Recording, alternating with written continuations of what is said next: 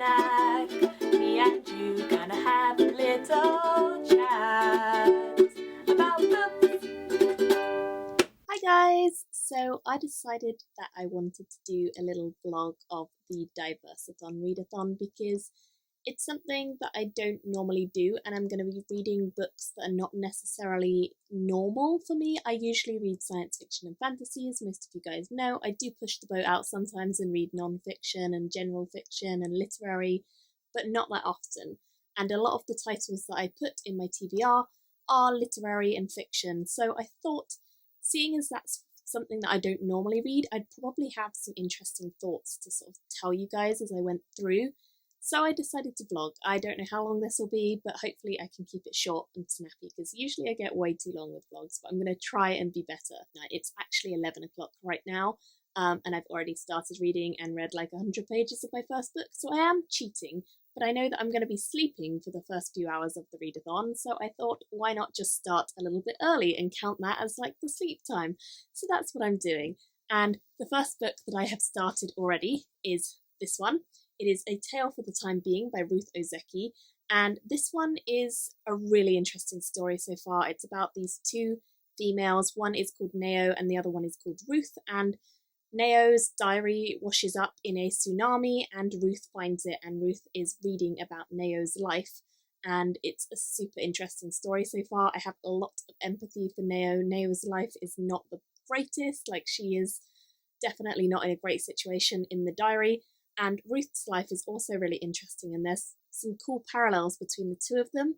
I'm loving all the Japanese words that are put into this, and I'm actually reading along with the audiobook, so I've been reading and listening. I've really enjoyed that because the audiobook is narrated by the author, Ruth Ozeki, and she's really great. So yeah, I'm really liking it so far. So it is almost midnight now. It's about 10 to midnight, and I started reading this, which is What Is Not Yours Is Not Yours by Helen Oyemi, and I'm really liking it so far, but it's so different to what I thought it was going to be.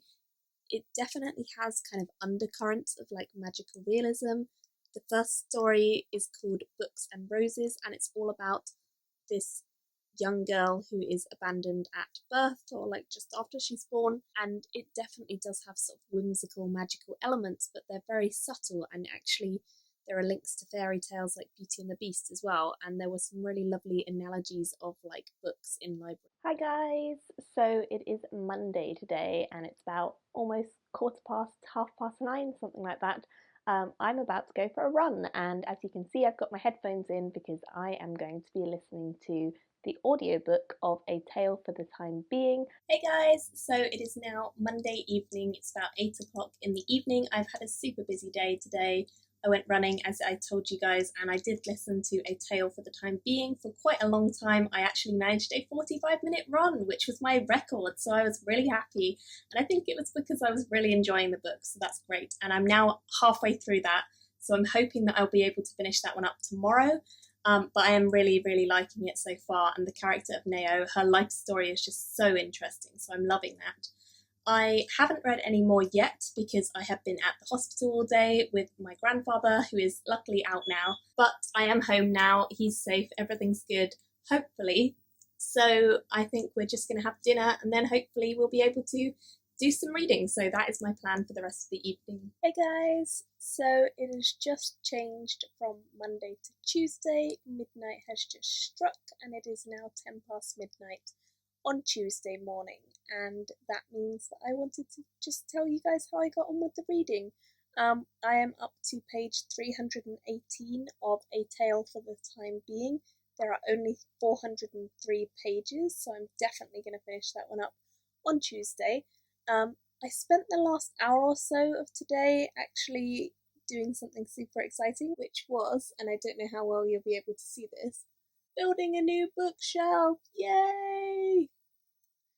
I have had that little gap for a while in my room, and I have been thinking that I should do something with it for a while, and I have plenty of books, so a new bookshelf is always a good thing for me to not only be able to have more space for books, but also to organise them a bit better, because I don't really have an organisation system going right now, so I'm quite tired now. I'm gonna go to bed, I think, and I'm gonna try and finish A Tale for the Time Being tomorrow, and hopefully also get on with 1 or 2 of the other books. But I'm really happy with how much I've read today. I've done basically 400 pages. Hey guys, so I'm in the garden. It's like amazing weather today. It's like 31 degrees, which is insane for England. We never get this much sunshine, and we've had so much sunshine this year. I can't believe it, but I am back outside because it's September. My birthday month is never this warm. It's crazy, but it's awesome.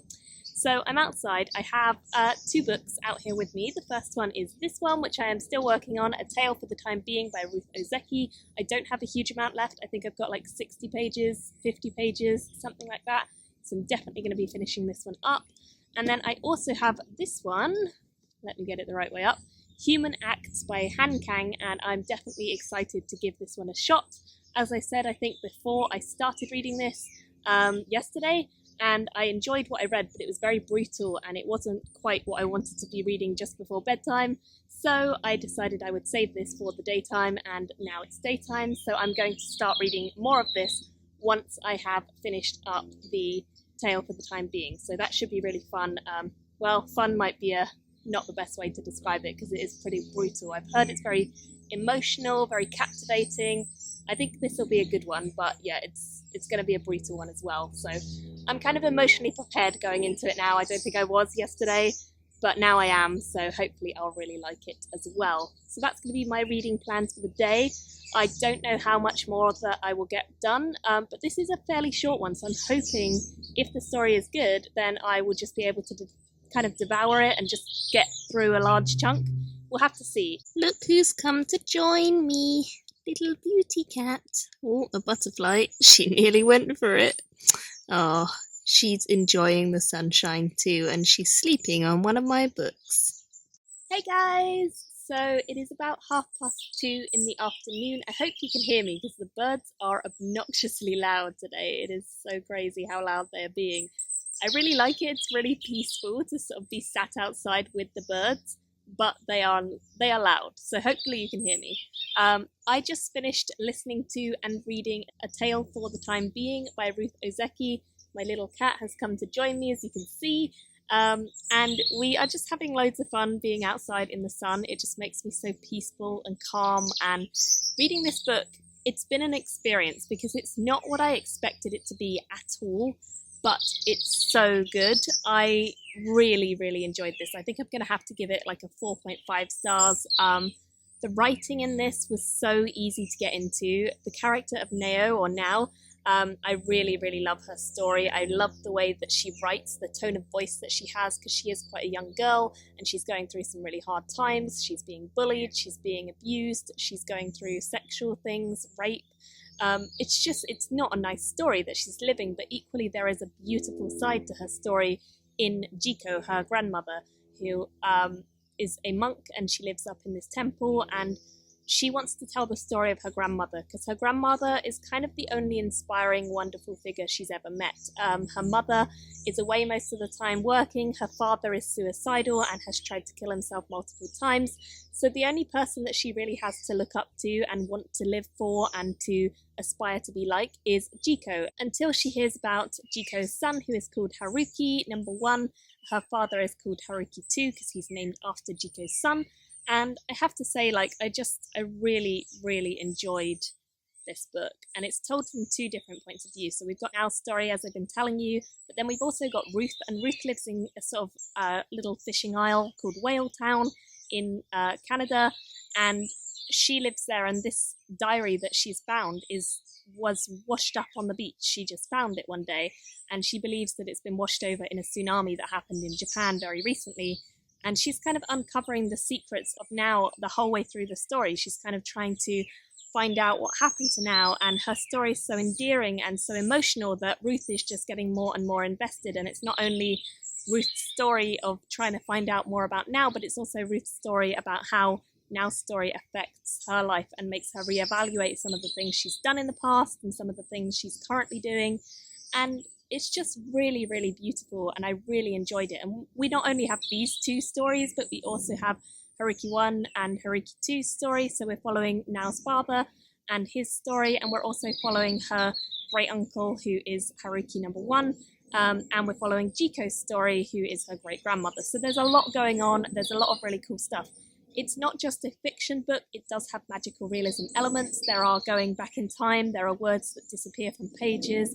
There are beautiful moments within this, and I have to say, I just really, really valued it and thought there were some fascinating concepts that were brought into the story, and it's just beautiful. It really is just beautiful. So I'm going to give this a 4.5 stars. I'm so happy I read it at last. It's been sitting on my shelf for way too long, so it was long overdue. I need to have some food, so I'm going to have some lunch and then come back to reading this. Sunshine, lollipops and rainbows.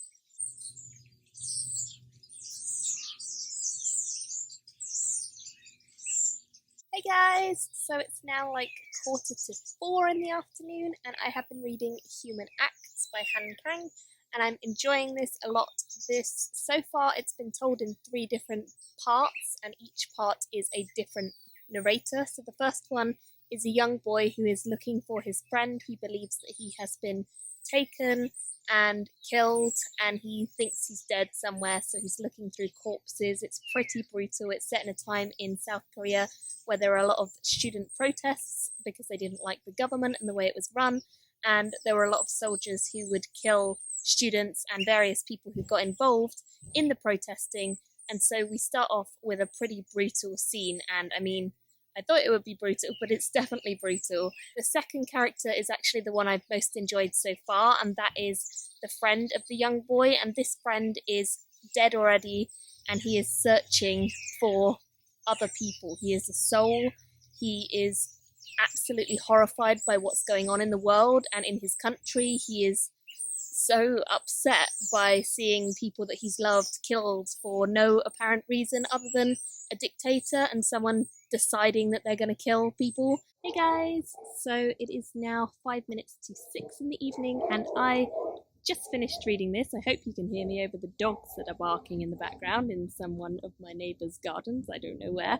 But I just finished reading this, and I definitely have so many thoughts on this. It's about South Korea, and it's about the uprisings there. And I told you before, it's told in various different points of view. And then we do get a final part, which is actually the writer Han Kang telling us about her experience of writing this book and the research that she had to do and things like that. And I really enjoyed that section. It was so emotional. There was one particular line that she quoted of the brother. She interviewed the brother of this young boy to find out information for the book.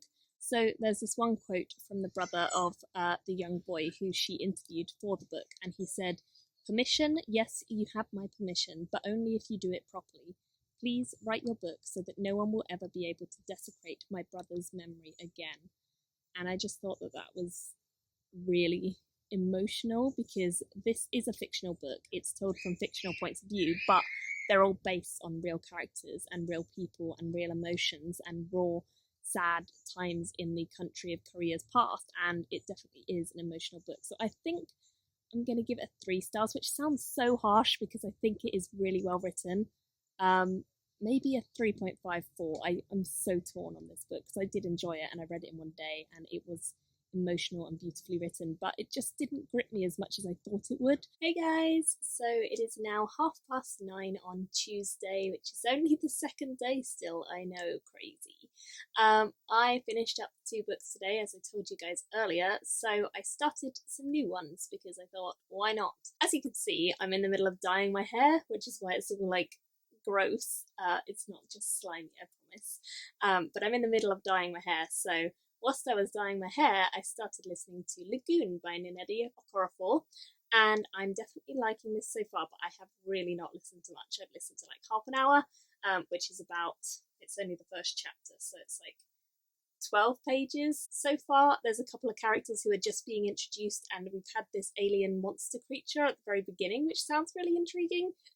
It's set in Lagos in Nigeria, and that's pretty much all I know, so I'm going to carry on with this over the next few days. I am hoping to start this, I Am Malala, tonight, because I definitely want to start this, and I'm meant to be reading this with Will, so I think I'm going to start it tonight so that I can get a good start with it and hopefully have some really good stuff to discuss. I think this will be a really interesting one. It's also the feminist orchestra pick for this month, so that coincided quite well with Diverseathon.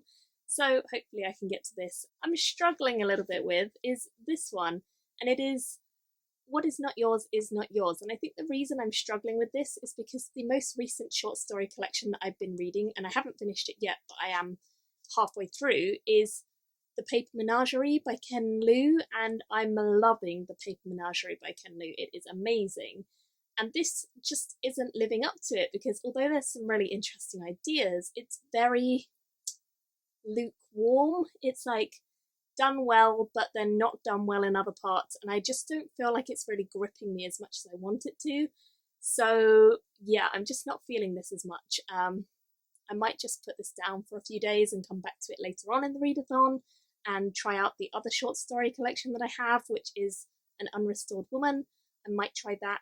But yeah, this short story collection is just not really working for me right now, which is a bit of a shame. So hi guys! So today is Wednesday, which is day 3 of the Diverseathon, and I am doing pretty well overall. I'm happy with how I'm going on it. I'm not going to get as much reading time today because I have some things planned. I've got an interview, and then I've got dancing this evening with my 2 friends. We're going to go and join a local dance class, and so that should be a lot of fun. Hopefully we do like the local dance class and we can continue on with it. We're not sure how it's going to be, but it will be interesting to try it out. In the meantime, last night I did a little bit more reading, but I was super tired, so I didn't tell you about it. I started reading I Am Malala. I read the first chapter and the preface, and I just think the writing style is fantastic, and the way that she comes across is so eloquent and so wonderful, and she just seems like a girl who's got her head screwed on so right, and she stands up for what she believes in, and she just seems like a really empowering young lady. So I really think I'm going to love the rest of this. As I say, I've only read chapter 1, so I am not that far in, but from what I've read, I am loving it, and I have no doubt that I will continue to enjoy it. The other thing that I started and read a bit of is this one called The Unrestored Woman by Shoba Real. I have to say I'm loving this. It's a short story collection. It's already 10 times better than What Is Not Yours Is Not Yours. Unfortunately, that one just wasn't for me, but this one is so up my street. I am loving it. It follows a young girl in the first story who meets another young girl, and then that young girl is the main character from the second story. So it's kind of like couplets of different characters who meet each other, and it's just really good so far. I'm really looking forward to seeing the rest of the story unfold, and I can't wait. The short stories are all so good so far, and I have no doubt that I will continue to really like them. I am going to be doing a fairly long walk today. I've got a 40-minute walk to the place I'm having my interview, and then a 40-minute walk back, so I am going to listen to the audiobook of this whilst I'm walking along. Hey guys! So it is Wednesday evening, and I have done a little bit of reading today, but not a huge amount because I've been pretty busy all day. So I've read some more of Lagoon. I'm about halfway through. I'm definitely loving the narration style. I'm listening to this mostly on audio, and the narrators are fantastic, like truly fantastic. The voice acting is great. It really brings a sort of sense of authenticity to the story, which is really great because I couldn't imagine the accent. I don't know many people who have a Nigerian accent, so it's really great to sort of see or hear it being acted out. So I'm really liking that. Hey guys! So it is Thursday today. It is, what time is it? Like 3:45, and I have done a bit of reading today. I finished up Lagoon just now, which I'm just a bit unsure how I kind of feel about Lagoon. I liked it, but I don't know if I liked it enough to give it 3 stars, which sounds really bad because it sounds as though I didn't like it. I definitely did, but I just think it was a little confused in places. I think the ideas were fantastic. I think the way that she wrote about these alien creatures who kind of invade from the lagoon up into Lagos and Nigeria, I really loved all of that. But I also found that the second half was less interesting to me than the first half, and I don't know why that was. So that might just be a me thing, but yeah, I think I might give it a 3 or a 2.5. I haven't decided. I definitely enjoyed it, but like it didn't grip me as much as I wanted it to. So yeah, I don't know. Hi guys! So it is 6:30 on Thursday, and I just finished up An Unrestored Woman, which is a collection of short stories. There's about 12 or something in here, I think, and each couplet of short stories kind of links together. So that might be in theme, or it might be that there is a recurring character who is a minor character in one of the stories and a more major character in the other story, but there is a small link between each of the couplets within this. That's really, really cool. That's not something I've seen done before in a short story collection, and I have to say that this is an emotional read. It packs a punch. It's about women in India and Pakistan, and it's set in a time period where there's a lot of tumult in the two countries. Some of the stories focus on the time when Pakistan was only just becoming a country and being divided off from India, and some of the stories are really quite brutal. They definitely deal with rape, they deal with nasty abductions of women. A lot of it is focused on the women specifically within these cultures, and we get to see sort of how they're mistreated. We get to see some of them being really strong and some of them suffering at the hands of men. It is a sad collection of stories. I think a lot of the stories within this have sad themes, but actually when you come away from the collection, a lot of the women within this are super strong and deal with these situations really well, and I think that's kind of the moral underneath it all. I really, really like this. I think I'm going to give this a 4.5. Just really, really wonderful collection of stories. So much better than I anticipated.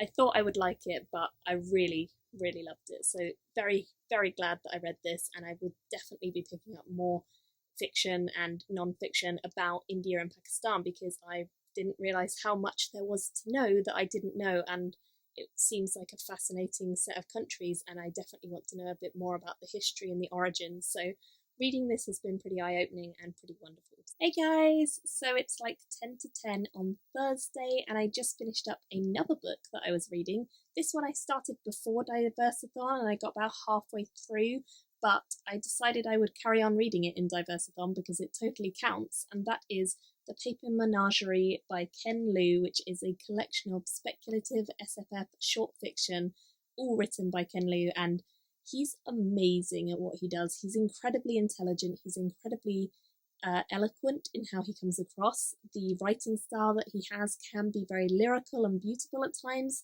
He's also incredibly good at knowing how to describe quite intellectual subjects of science and topics of science. For someone who maybe has no idea about it like me, it can get a bit technical, but honestly, almost all of the stories within this were fantastic, and it's so hard to talk about them because there's so many complex layers to them. I feel like every story, there's an underlying theme and an underlying message that you can kind of keep peeling back the layers and get more and more out of it each time. So it's really, really impressive collection of short stories. A lot of these have won Hugo and Nebula awards. He's an incredible writer, and I can definitely see why he's been nominated so many times, because his work is incredible. I will 100% be reading more of his short fiction. I hope he does another short story collection in the future with new stuff, because this was incredible. It was so good. I think my favourite story was The Paper Menagerie, which is the title story. It was really beautiful. It was about this family who have this tradition of making these paper animals, and they come to life and they can do magic, and it was beautiful and sad and heart-wrenching and just lovely all at once. But there were some really dark ones as well. Like the final one in this collection that I just finished up is about this Unit 731, which is a horrible place in Japan that used to exist where they tortured people and tested on them for trying to find out about diseases and illnesses. I'd never heard of it before, and I definitely want to look into it further because it was horrendous to hear about.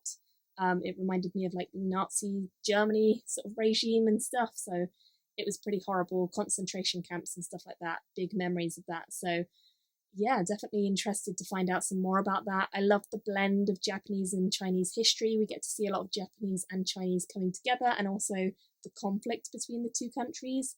And we see some American-Chinese relationships in some of the stories. There's just so much packed into here, and alongside all of the really interesting literary side of it, you've got the science fiction and fantasy elements, which we have people travelling to other planets, we have like time travel. There's a lot of cool stuff that's going on in this collection, so I would really, really strongly recommend this. I gave it a 4.5 overall. I really enjoyed it. It was so close to a 5 stars. I couldn't quite give it because there are a few stories that I liked a little bit less, but I liked them all, and that is the key for me with like a 4.5 5-star short story collection. I have to like them all, and I did. I liked every single story Some more than others, most more than others. It was so good. Hey guys, so today is Saturday, and I didn't update you guys yesterday of what I read because I basically spent a large part of the day not reading and doing other things, and then the rest of the day I went to an event. I went to a party up in London, which was kind of the pre-party for the Fest, and I really, really enjoyed it. It was so much fun. I got to meet loads of authors, got to meet loads of wonderful people who work in publishing, and I got to meet lots of bloggers and reviewers who I hadn't met before. There was like 3 people that I already knew, and then everyone else I didn't. So it's a really, really good experience to go and meet people and have a really good time. And it was just a lovely evening. So I didn't get back from that until fairly late, like 10:30, something like that. And I was really tired when I got back, so I just kind of went straight to bed. But I did listen to my audiobook whilst I was on the way up to London and coming back from London. 140-ish pages of this, which is The Garden of Evening Mists by Tan Tuan Eng. And I'm really liking this. It's got super lyrical writing, very beautiful. It's about this woman who she remembers this gardener who helped her to create this garden for her sister in memory of her sister. And she was part of a Japanese labor camp when the war was on, and she has really bad memories of this time, but we're sort of seeing her when she's lived for a long time. She's had a life after this camp, and she's done things since this camp, but it still haunts her, and it's still a big part of her life. It's really, really well written at the moment. I've just realised I can see my own camera in the mirror behind me, and it's a bit weird. Anyway, it's really well written. It's really easy to get into. The writing, as I say, when the characters are describing the garden and the places that they visit, and places in Malaya and also in China and Japan, really beautifully described. So I'm really, really liking it. It definitely focuses a little bit on like wartime stuff and prisoner camps, which kind of reminds me of the final story in Paper Menagerie. I also did watch a documentary all about Paper Menagerie, the Unit 731 that I mentioned yesterday, I think, because I was so interested in it and I needed to know a bit more. So that was really interesting. And this book has elements of that too. Now, I'm not sure it's the same war. I'm not very well versed on which war is which. But in terms of like writing and in terms of lyricism, this is definitely beautiful. And I'm looking forward to sort of reading some more. So I think about 40% into this, so I'm hoping that I'll be able to finish this over the course of the weekend. The other one that I did get a little bit further with is I Am Malala, which is this one. I'm about 4 chapters into this now, and I'm definitely liking it. We're learning a bit more about the history of Malala's family, her father, and how he decided to go for education for not just himself, but also for females in his family, like Malala. And he created this school where she ended up going, and of course that later on caused problems, but at this moment it's a happy moment, and I'm really enjoying hearing her story because she tells it so well. Hey guys, so it's like 10:15 on Saturday. I'm a bit of a mess because I just finished reading this and I have been crying. It's such an emotional book. It is so. There's not really words to describe it because it's a real book. It's a real story of Malala, and she's been through so much, but the strange and crazy thing is she's just one girl. She's one girl out of Swat in Pakistan who has gone through a lot of stuff, has been a voice for people in Pakistan, for young girls who want to get educated in Pakistan. She's been that voice. She's taken on that role. She's been that person, that spokesperson, and she got shot for it. And she spoke up for education. She believed in education. She wanted just to go to school, which is such a basic right in places like where I live in England. It's insane how different England is to other places sometimes, and I forget, and I think a lot of people who live in privileged countries forget how lucky we are to have education as a right, education as a law, education as something that we have to do. And some people resent that, some people don't want to go to school and they don't take advantage of it. But if you have it, you forget how special it is. And I loved school when I was there. I enjoyed it immensely. I was one of those people who did well at school, so I liked it. But I know that some people who don't like it. But reading something like this, where you have a young girl who all she wants is to go to school, all she wants is the right to go to school, to learn, to be able to stand up on her own 2 feet, to not be someone who is looked down upon because she is illiterate or someone who is a second class citizen for being female. It's just this book. I don't really have words for how much it affected me, but I was just crying for the last, I don't even know, however many pages, but it was just so, yeah, emotional. Obviously, I'm giving it 5 stars. It was amazing. I haven't read this book. I've had it for quite a while and I haven't read it because I knew I would cry through it and I was pretty sure I would like it. And her story is so empowering. She is such an amazing young woman. I think she's younger than me, so that's really impressive to me that she's been through so much. And not only that she survived a bullet wound, realistically, that's a tiny part of her and her story. What's the bigger part is that she stood up for education while she was still in her own country, and that is why she was targeted. She was a voice before she got shot. Being shot made her a global voice, but before that, she was actively working for education for females and males within Pakistan, and she believed in her cause. She knew that she was being targeted, she knew that she might be in trouble. She stood up for it anyway because it was something she believed in and something she stood for and something her father stood for, and together the two of them had a massive impact on Pakistan. And I just admire that, and I admire that she stood up for what she believed so many times, again and again, even with threats in the air and even with problems. And I can't talk about this because it's such a heavy read and it's so beautiful to hear about the story of Pakistan. She goes into the backstory of how Pakistan began. She talks about some of the people who lived there, some of the people she was friends with. She talks about some of the history.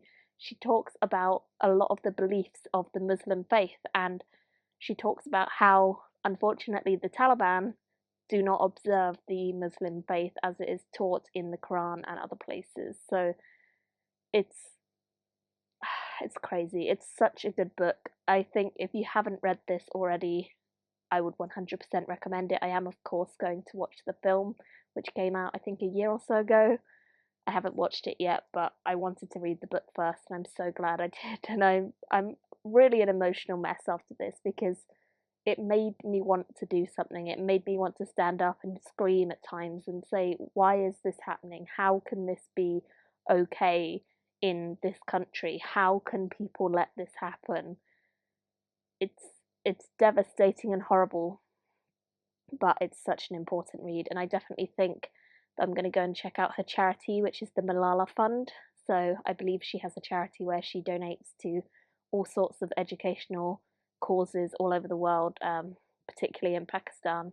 So I think I'm definitely going to go and look at that and see if there's something I can donate or something, because it's a worthy cause and she is a wonderful young lady. And this book was by far the most emotional of reads that I've had in this whole week. It made me cry, like I say, and I mean, it made me cry multiple times. Like, I wanted to film this straight away after finishing it, even though I knew that my thoughts would not be cohesive, because this is such an amazing book that I needed to be raw with my feelings on it, and I needed to just sit down and tell you guys that this affected me. It really affected me, and it was fantastic and horrible and tragic and beautiful all at once. Hi guys, so today is Sunday and it is about 10 o'clock at night. I just read some graphic novels because I kind of was not really in the mood for novels at the moment. I'm still really enjoying Garden of the Evening Mists that I'm reading, but I just wasn't in the mood for a novel tonight. And so I think I'm going to end my Diverseathon week here and my vlog here, because I have had an amazing week and I've read some amazing things, and I spent today at Fest, which was so much fun. So I had a great week and I met up with some of my friends and I got to just enjoy reading and enjoy reading stuff that I maybe wouldn't normally read, but I just really, really enjoyed this. So I'm really glad that I had this week. It's definitely motivated me to pick up more about different countries, mostly like finding out the history of different countries that I haven't necessarily known anything about until now. Fascinating, absolutely fascinating, and so interesting, so inspiring. So many people that I read about in the books, whether they're fictional or not, were just really interesting characters, interesting people. So it just made me want to learn more. It made me want to discover more, to evolve as a reader, and to broaden my horizons as a reader. That's not to say that I'm going to cut out fantasy. Do not worry. I will still be reading mostly sci-fi fantasy, but I want to read some of the other more diverse reads every now and then as well, because this has been a really fantastic week of reading for me. I've had an amazing time reading the books, and I've also given a lot of them really high ratings, so it's definitely been a successful week for me. Let me know your favourite book of the week, whether you participated or not. Thank you for watching this vlog, and I'll see you very soon. Bye! Thank you for watching my video today. Go pick up a book, then come back and chat with me again.